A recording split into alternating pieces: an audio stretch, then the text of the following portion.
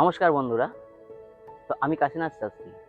আজ আমি আপনাদের বাস্তুর যে ছোট ছোট কিছু টিপসগুলো বলি, যেগুলো আপনারা করে দেখেন, কি ফল পান আমাকে জানাবেন। আমার এই পেজে এসে কমেন্টস করে জানাবেন আপনি কি উপকার পেলেন। আপনি কি জানেন, আপনার অজান্তে আপনি কিভাবে আপনার বাড়িতে অশুভ শক্তি ডেকে আনছেন? অশুভ শক্তি কিভাবে আসছে আপনি কিন্তু বুঝতে পারছেন না, কিন্তু আপনার বাড়িতে অশুভ সব কিছু আপনি ফেস করছেন। সেটা কিভাবে? ছোট্ট একটা জিনিস আছে, যেটা যদি আমরা মেনটেন করি, দেখবেন সেটা আপনার বাড়ি থেকে আস্তে আস্তে অশুভ শক্তিটা আপনার চলেও যাবে এবং আপনি ভালো ফিল করতে পারবেন বাড়িতে। নানা রকম বাধা বিঘ্ন, সমস্যা সব দিক থেকে দেখবেন আস্তে আস্তে উপকার পাবেন। তো কি করবেন?